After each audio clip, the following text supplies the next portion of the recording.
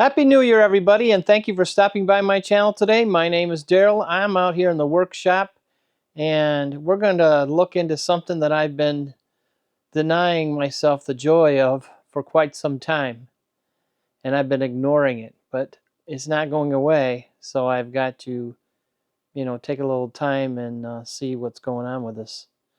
So what could it be, you ask? What could it be? Well, let me turn the camera around. You know that we've been working on the 6-meter repeater here, and we got everything pretty much ready to go. But there's something big in the background that I've been ignoring, and that's the 6-meter duplexer.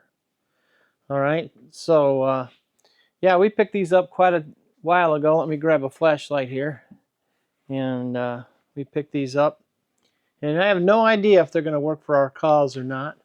But we can see the model number and such up there. So we're going to lay these down on their side today, at least 2 of them, and take a look at them and see if we can tune these up to the repeater split that I'd like to use. And that's not set in stone, but I'd like to see if they would at least tune to that repeater split. So I need to move all this stuff out of the way, and then we will take a look at them. So a lot of work to push this stuff out of the way. So anyway, before I go on to that, I've been on the computer here, and I've been looking around, and I've looked for our particular ones here, and this is the closest I can get. This is the only one that TXRX makes, and it's not the same model number as ours. If I back up here, I can get the model number. Ours is 111406. That's the model, and I've searched, as you see, on the internet trying to find the specs for that, but all I could come up with is 281401F. So I might have to get a hold of TXRX and get that information. Hopefully they can get that to me. And also, as you see, was over here, let me zip forward again, on Repeater Builder, and looking at what they did here for the 6-meter, their 6-meter duplexer, and they use a TXRX model. They did not say what the model was here, I don't believe, and they did have to modify them. So I'm just kind of familiarizing myself with what they did here, and I'm not sure whether we'll need to do that or not. I believe that the ones they used are different than ours. So I guess what we should do is I will move all this stuff out of the way here, and I'll get my helper out here to help me lay these down on a pair of sawhorses, and we'll kind of get them up close to my desk here, my bench here, so I can get my service monitor out on his flat work surface here, and I can sit here in the chair, and we'll see if we can tune these babies up. So quite an interesting day here in the shop. So cross your fingers, everything goes well. Let me set all this up, and then I'll come back.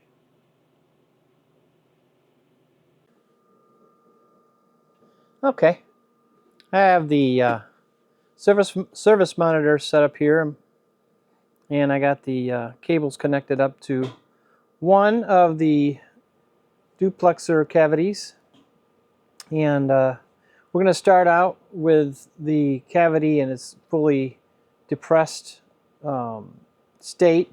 So as you're tuning these cavities, if you can see this one, this is your bandpass adjustment, and this is your notch adjustment. So as I can pull this out and adjust the tuning of the filter. So we don't know for sure what this will tune for, like what the bandpass it will tune for. We hope it will tune up in the 6-meter band, but we really don't know that for sure right now. So I will do it this way. So I have it depressed, and then I'm going to come up here to the service monitor, and I'm going to come up here, and it's in tracking gen already, so that's good. Then we're going to come back over here, and we're going to say tracking gen here. Then we're going to tell it which port we want the signal to come out of. So signal comes out, is going to come out of here. So we want to go back over here, come over to where it says generate RF out. So you're generating RF. Right now this red light's on, so it's set to the gen out port, which we don't want. We want to come over here. So I hit this one where it says RF in out, which is this is the RF in out right here. So my signal is coming out of this cable, going into the filter, and then whatever's left will come back out and go in and show us where we're at. So how do I want to do this now? Okay, well I want to go over here and I want to come up about right here. Well, let's get a rough idea where we want it to be. So we don't want that. So we want to come back here and we'll just say 40 megahertz. All right. So you can already see right here, we got a waveform showing. So I'm going to come back over here to this digit here, and see this allows me to move this. So I'm going to move this until I find out where this will tune to. So right now with this plunger all the way down as far as it'll go, here's the frequency on the low side that this will tune. All right. So that already automatically tells me that these probably will not tune up to the 6 meter band. So now let's confirm that. So now we're going to take this plunger and pull it all the way out, and you see our waveform moved on us to the right. So now we're going to take our tuning dial again, and we're just going to keep tuning up towards 6 meters and see where this comes in at. And you can see we're falling way short of 6 meters. So let's keep going. And we're about right here somewhere, about 44.6 megahertz. So that's I'm going to tell you the truth, that sucks. Oh my goodness. So yeah, so these will not do us any good on the 6 meter band. These filters, the length of these filters are 1/4 wavelength of the frequency that you want to tune to, want them tuned to. Okay, so they'll give you like, I think, let me jump over here and look at this one. This says that they will tune between 38 to 50 megahertz. 38 megahertz to 50. And the way that it is now, it will not. Well, what was it, 38? Was it 38? Is that what that says? I think it was, yeah. 38 to 50. So we got 38, was it 38? I can't remember now. Was it 38 to 44.6? And that's as far as this, well, I guess it will come out a little bit more. So let's give it a little bit more tune. But that, we're nowhere near, we're at 45. So we're nowhere near where we need to be. So that's really bad news, because that means we have to modify these. Now, the good thing about that is they are modifiable. We can, if you can see them down there, we can cut off the length here of the filter and cut it back to 1/4 wavelength of where we want to be. So our output frequency that we want is that, and this is kind of the reason why I picked this repeater split, because it was closer to where I thought the tune of these would be. It's like, well, I don't want to be way up at the top of the, you know, I don't want to be up like at 43.850 or whatever, somewhere up there. Or actually not 43, but 53 like 50, 53.50 or something like that.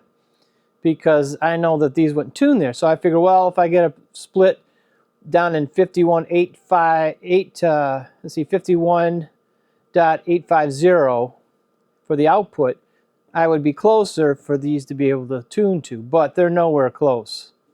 So that's thrown out the window. So like I said, say the center frequency of these was 50 megahertz.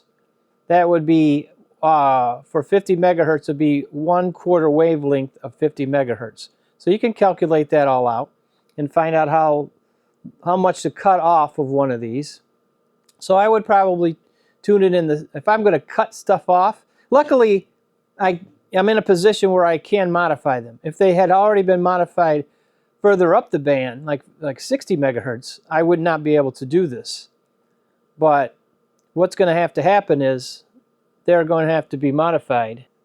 So what I would do here is, to modify these, is I would probably just pull this thing out all the way, pull the plunger out all the way, measure it, take 1/4 of it, make a mark, reinstall it, and make my cut based on that mark. So on my center frequency, well, maybe 52 megahertz would be with this plunger in this position here, or somewhere near here. So it's not pulled all the way out when it's tuned. I don't really want that. I really want to try to get it down here where it's tuned. The only thing is, once you modify this, most likely they're always going to be used for the ham band. So I've never done this before. I've never modified duplexer like this before. So cutting this metal would be kind of tough. So I really don't know what to do. So I'm going to have to do some homework. Now I did see on repeaterbuilder.com that someone has done this modification before. I don't know if it was, I didn't read it enough to know whether they use this exact model or what they did or what they used, but you can figure out the wavelength of what you want to program it to be the center. So say I have my repeater split. You want to have your center frequency, so whatever my center frequency is going to be. So if I say, well, I want my center frequency to be 52 megahertz, and then, but whatever it is, I want to adjust my length so my plunger is here. So once I'm at 52 megahertz on here and it's in tune, I want my plunger to be this far out. I have that choice. I have the choice to cut it down with my plunger here, I believe, or 1/4 of the length of this. So I know it's might be kind of hard to understand, but when it all comes down to it, when I'm in tune, I want to have a little leeway in case in the future things change, like heat, like if it's hotter in the shack or colder in the shack, I can kind of dial these in. So I want a little bit of play. So maybe halfway, I don't really know. So I'll have to think about that. So yeah, not what I thought it was going to be, which is kind of a shame because I didn't want to have to do anything to these, but it does look like it. So that was part of the reason for me putting this off, is I didn't know where this was really going to turn to, you know. So yeah, so we're not quite where we need to be. So what a bummer. So 44.6 with a plunger all the way out. Put the plunger in. We'll back it up again. And we're 46. So, like I said, I don't know if these have been modified already. I don't think so, but that's a bummer. I wish we wouldn't have to do that. But the other thing is, we weren't going to be able to fit these into the shack the way they are, and if I have to cut them down, they would fit in there. So all of our worrying about not being able to fit them into the shack out there at the site would have been for naught. So that's kind of a bummer, but that's the way it is. So right now, the way I measured it out, just throwing a quick number into a calculator, I got about 2¼ feet I got to cut off these to get them into, I think, 50 megahertz. So yeah, so that's quite a bit, you know. That's a lot taken off each one of these. So we'll see. Okay, we're down here at the base of the filter, and you can see we have screws in here. A lot of the times they'll have rivets in there, and you can drill them out and take the bottom off. And you can use it to clean them out. And then in this case, we're going to have to cut some off the end. So the measurement I got so far, and I will do this several times and get a measurement and then throw it in front of a couple other people and have them go over my work. And when we all, like if we're all, there's 3 of us, if we all 3 agree, then that's where we'll make our mark and cut. So I would do 1 at a time, and then if that all worked out, then we'd proceed with the other 3. So yes, it's a big undertaking, and I'll tell you right away, I'm nervous about it. Well, not the way I wanted this to go. Kind of, you know, I'm a little down about it right now, but I know if I do my math right and the other 2 people that will be checking my math, and if we all give the green light that it's all done properly, then we'll have to figure out how we want to cut these. Of course, I'll make a video of it because I want you to be here if I screw this up.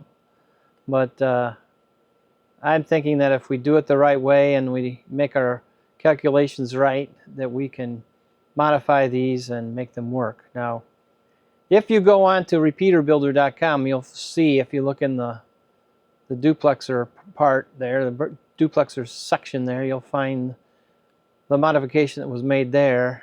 And I'd probably go back in there, read that whole thing, and maybe try to contact the ham or hams that made that modification and find out you know, how it was working out for them, you know, kind of an update, and tell them, you know, what I plan to do, and do they have any suggestions for me? What would they do different now if they had to do it again?